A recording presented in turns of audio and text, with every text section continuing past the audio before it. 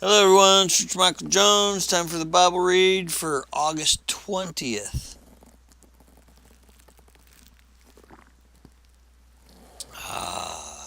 Blessed day. Out of Esther. On the same day that King Xerxes gave the property of Haman, the enemy of the Jews, to Queen Esther, then Mordecai was brought before the king, for Esther had told the king they were related. The king took off his signet ring, which had taken back from Haman, and gave to Mordecai, and Esther appointed Mordecai to be in charge of Haman's property. Then Esther went again before the king, falling down on his feet and begging him with tears to stop the evil plot devised by Haman and the Agagite against the Jews. Again the king held out the gold scepter to Esther, so she rose and stood before him. Esther said, "If it please the king, and I have found favor with him, and if he thinks it is right, and if I am pleasing to him, let there be a decree that reverses the orders of Haman, son of Hammedatha, an Agagite, who ordered that the Jews throughout all the kingdom provinces should be destroyed. For how can I endure to see my people and my family slaughtered and destroyed?" Then King Xerxes said to Queen Esther and to Mordecai the Jew, "I have given Esther the property of Haman, and he has been impaled on a pole because he tried to destroy the Jews. Now go ahead and send a message to the Jews in the king's name, telling them whatever you want, and seal it with the king's signet ring. But remember that whatever has already been written in the king's name and sealed with the signet ring cannot be revoked." So on June 25th, the king's secretaries were summoned, and the decree was written exactly as Mordecai dictated it.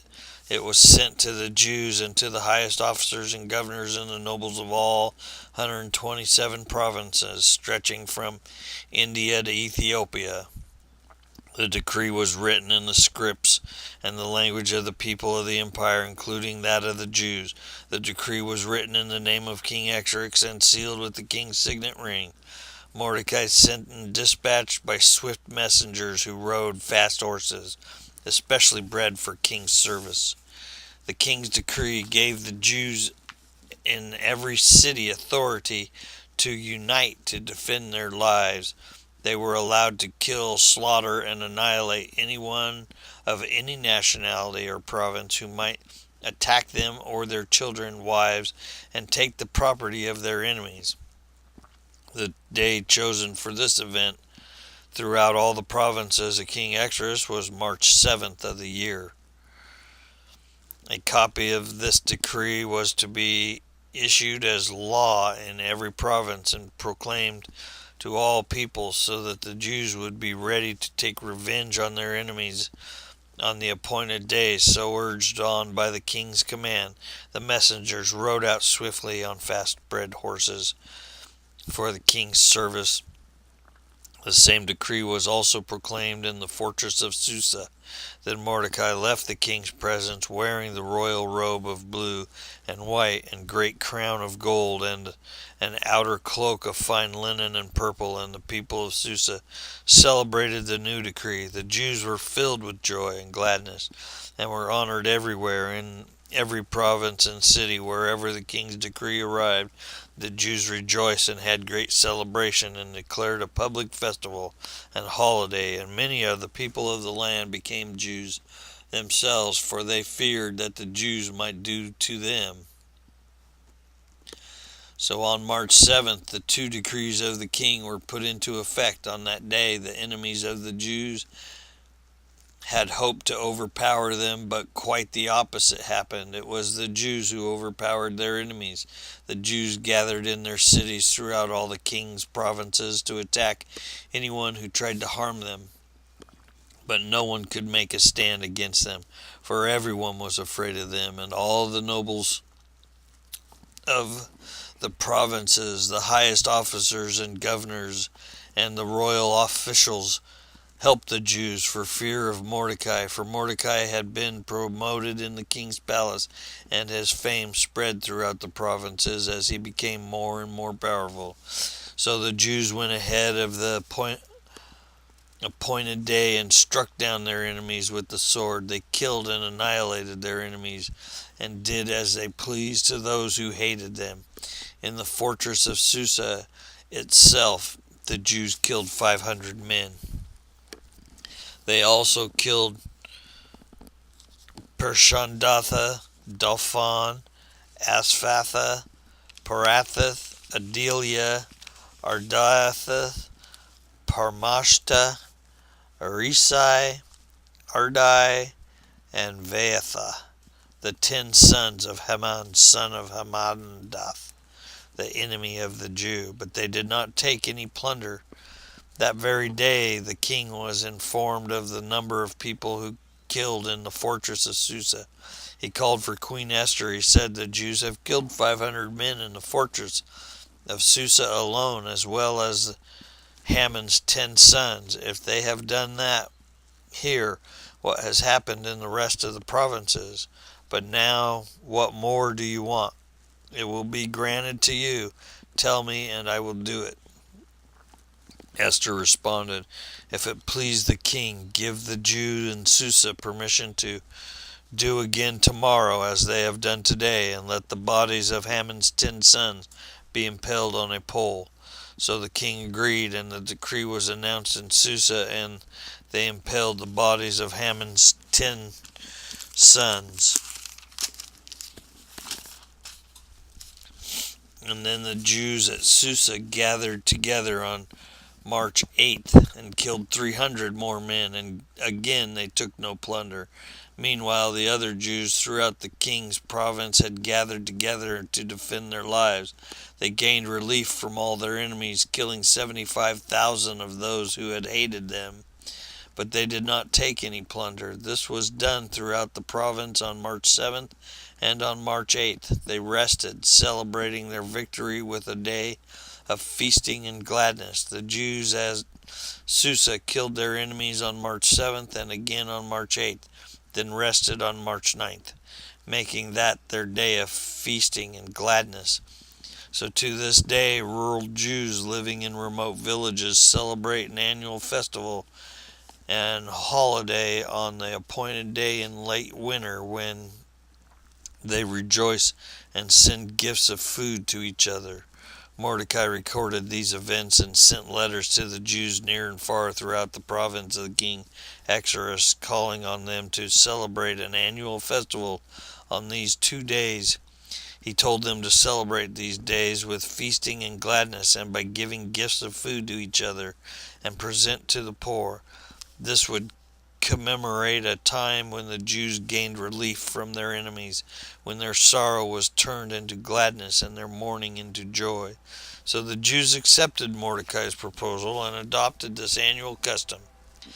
Haman, son of Hammedatha, the Agagite, the enemy of the Jews, had plotted to crush and destroy them on the date determined by casting lots. The lots were called Purim.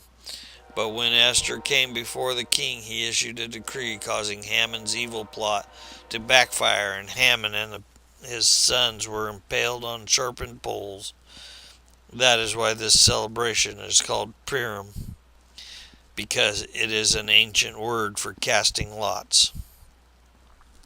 So because of Mordecai's letter, and because of what they had experienced, the Jews throughout the realm agreed to inaugurate this tradition and to pass it on to their descendants and to all who become Jews. They declared they would never fail to celebrate these 2 prescribed days at the appointed time each year. These days would be remembered and kept from generation to generation, and celebrated by every family throughout the provinces and cities of the empire. This festival of Purim would never cease to be celebrated among the Jews, nor would the memory of what happened ever die out among their descendants. And then Queen Esther, the daughter of Abihail, along with Mordecai the Jew, wrote another letter, putting the queen's full authority behind Mordecai's letter to establish the festival of Purim. Letters wishing peace and security were sent to the Jews throughout 127 provinces of the empire of Ahasuerus. These letters established the festival of Purim, an annual celebration of these days at the appointed time, decreed by both Mordecai the Jew and Queen Esther. The people decided to observe this festival just as they had decided for themselves and their descendants to establish the times of fasting and mourning. So the command of Esther confirmed the practices of Purim, and it was all written down in the records. King Xerxes imposed a tribute throughout his empire, even to the descendant coastlands. His great achievements and the full account of his greatness of Mordecai, whom the king had promoted, are recorded in the book of history of kings of Media and Persia. Mordecai the Jew became the prime minister with authority next to the king Xerxes himself. He was very great among the Jews, who held him in high esteem because he continued to work for the good of the people and to speak up for the welfare of all descendants. And the second read is in 1 Corinthians. Thank God for Jesus. All of you believers together are Christ's body, and each of you is a part of it. There are some parts God has appointed for the church. First are apostles, second prophets, third teachers, then those who do miracles, those who have gift of healing, those who can help others, those who have gifts of leadership, those who speak in unknown languages. Are we all apostles? Are we all prophets? Are we all teachers? Do we all have powers for miracles? Do we all have the gift of healing? Do we all have the ability to speak in unknown languages? Do we all have the ability to interpret unknown languages? Of course not. So you should earnestly desire the most helpful gifts. But now let me show you a way of life that is best of all. If I could speak all the languages of earth and of angels, but didn't love others, I would only be a noisy gong or a clanging cymbal. If I had the gift of prophecy and I understood all of the God's secret plans and possessed all the knowledge, and if I had such faith that I could move mountains but didn't love others, I would be nothing. If I gave everything I have to the poor and even sacrificed my body, I could boast about it. But if I didn't love others, I would have gained nothing. Love is patient and kind. Love is not jealous and boastful or proud or rude. It does not demand its own way. It does not irritable and it keeps no records of being wrong. It does not rejoice about injustice and rejoice whenever the truth wins out. Love never gives up. Love never loses faith, is always hopeful, and endures through every circumstance. Prophecy and speaking is an unknown language, and special knowledge will become useless, but love will last forever. Now our knowledge is partial and incomplete, and even the gift of prophecy reveals only part of the whole picture. But when full understanding comes, these partial things will become useless. When I was a child, I spoke and thought and responded as a child. But when I grew up, I put away childish things. Now we see things imperfectly as in cloudy mirror, but then we will see everything with perfect clarity. All that I know now is partial and incomplete, but then I will know everything completely, just as God now knows me completely.